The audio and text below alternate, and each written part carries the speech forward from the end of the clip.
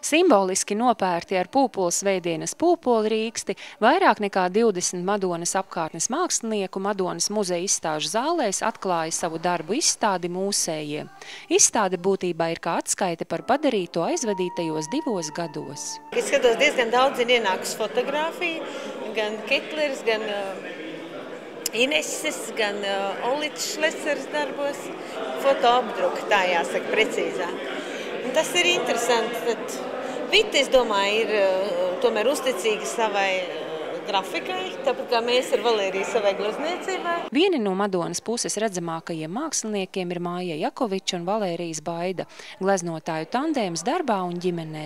Šajā izstādē Valērija gleznās aplūkojama jauna tēma – pilsētvide. Lauku ainavas nomainījusi Madonas mazpilsētas vide – mājas, ielas. Man ir jauna darbnīca Poruka ielā.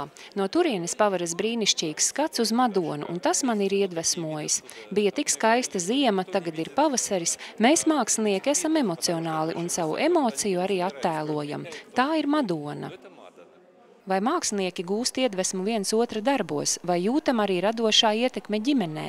Tas nav iespējams, ka mēs varētu strikti nodalīties. Neglābjam vienmēr otra viedoklis ir būtisks, un tas arī ietekmē. Un daļēji arī tiek analizēta māksla un domāšana kaut kā veidojās ar kopējiem spēkiem, viņi iet uz priekšu. Madonas apkārtnes mākslinieku Dairades pazinējis izstādē ieraudzīs pārmaiņas ne tikai Valērija Baidas darbos. Krāsaināki, košāki kļuvuši arī citu autoru darbi. Pat latviski tradicionālais Jānis Seiksts savā keramikā iejaucis drosmīgus sarkanās krāsas akcentus. Man patīk, ka te ir tāda dažādība. Dažādi mākslinieki var just un arī dažādas tehnikas, tāpēc interesanti skatīties. Un pašai, kas vislabāk patika? Man vairāk patīk tādas, kā klasiskas lietiņas, tādas konkrētas, tādas. Un tādas te ir? Ir. Tāpat tur pilslikumi tur stāv. Tad man arī tās grafika ļoti patīk. Teiksim, šī arī ļoti tāda dabiska bilde, skaista.